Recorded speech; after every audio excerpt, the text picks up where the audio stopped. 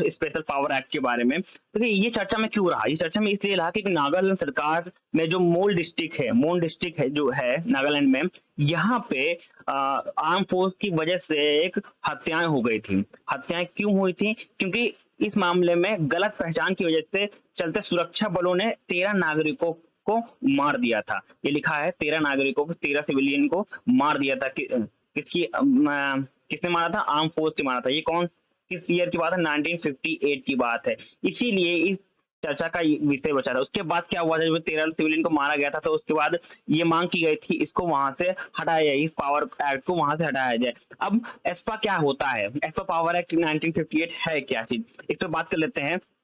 ठीक, देखिए जो ये पावर, अगर इसकी बैकग्राउंड की बात करें, बैकग्राउंड ब्रिटिश एरा में जब क्वाइट इंडियन मूवमेंट चल रहा था तब इसको लागू किया था। फोर ऑर्डिनेंस की वजह से इसको लागू किया गया था। Issued by four ordinance.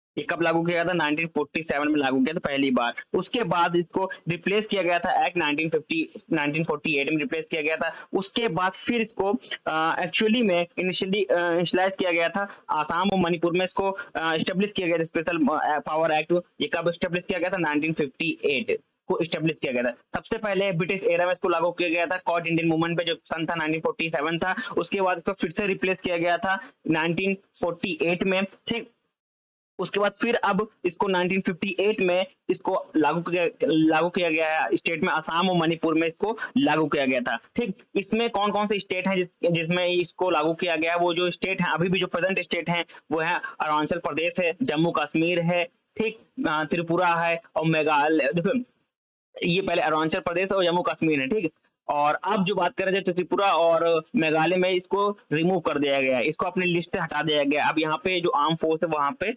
नहीं है। ठीक, जो पहले जो था, जो पहले स्टेट की बात करें जो जहां लागू किया गया था वो अरुणाचल प्रदेश था, मेघालय था, मिजोरम था, नागालैंड था। इन 4 स्टेट में इसको लागू किया गया था। बाद में क्या हुआ था? मेघालय को हटा दिया गया था, फिर त्रिपुरा को इस पावर एक्ट से हटा दिया गया था। अब बात करते हैं कि इसमें क्या था, इस एक्ट में क्या था। देखिए इस एक्ट में, जो आर्म फोर्स एक्ट में क्या था कि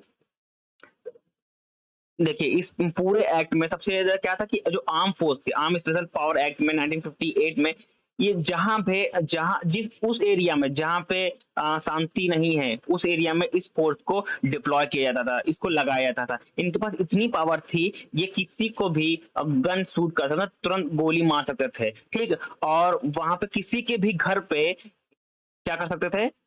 सर्च कर सकते, किसी के घर में घुस के बिना वारंट के सर्च कर सकते थे, उनकी तलाशी ले सकते थे और किसी भी पर्सन को अगर शक होने पर उनको अरेस्ट कर सकते थे। बट यहाँ पे कुछ लिमिटेशन थे इनके पास। गोली मारने से पहले आर्म फोर्स को उनको वार्न करना पड़ता था, उनको एक बार वार्निंग देनी पड़ती थी। ठीक, तभी अगर वार्निंग नहीं हो रही तब उसको शूट कर सकते थे। यहाँ पे लिखा हुआ है साफ साफ, force the authority to use force और इवन ओपन फायर का भी इस्तेमाल कर सकते थे, ओपन फायर गन का भी इस्तेमाल, but after warning a person, warning देने के बाद ही इस्तेमाल कर सकते। अगर वार्निंग नहीं दिया है तब फायर कर लेते, अगर कर दिया था तो दिक्कत थी इन लोगों के लिए। बट पहले इसको वार्निंग दी जाती थी पर्सन को, उसके बाद ही जब वार्निंग पर्सन नहीं मान रहा है, वार्निंग देने बाद भी नहीं माना, तब इस पावर का इस्तेमाल किया जाता था। ये कब कहाँ होता था? Distributed area. डिस्ट्रीब्यूटेड वो एरिया होते हैं जहाँ पे शांति नहीं होती है, अशांत अशांत एरिया बोल सकते हैं, अशांत एरिया। अंडर सेक्शन 3 के तहत इस एरिया में जहां पे भी member of different religion, racial language, region group, caste, communities होते, जहां पे ये मान लीजिए कि वो एरिया सेफ नहीं है, अशांत एरिया, तो वहां पे इस फोर्स को डिप्लॉय किया जाता था। ठीक,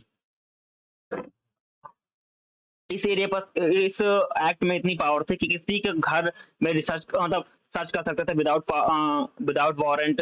किसी भी पर्सन के शक, अगर किसी पर्सन पर शक है उसको कस्टडी में ले सकते हैं अगर उनको प्रूव हो रहा है। अगर उस शक, अगर पर्सन है, मान लीजिए कोई पर्सन है, ठीक, उस पर शक हो रहा है ये टेररिस्ट है, तो इसको क्या अंडर अरेस्ट कर सकते, अरेस्ट कर लेते थे। उसके बाद अगर ये प्रूफ हो जाता था यार तो इसको पुलिस को भेज देते थे। उस डिस्ट्रिक्ट के जो पुलिस है उनको वो सौंप देते थे, उसके पर आगे की कार्रवाई होती थी। इन फोर्स और इस फोर्स एक्ट में इतनी पावर है कि किसी भी पर्सन को ओपन फायर मतलब गन से शूट कर सकते थे। ठीक, बट वार्निंग देने के बाद, वार्निंग पहले देंगे उसके बाद ही उस पावर का इस्तेमाल ये लोग कर सकते थे।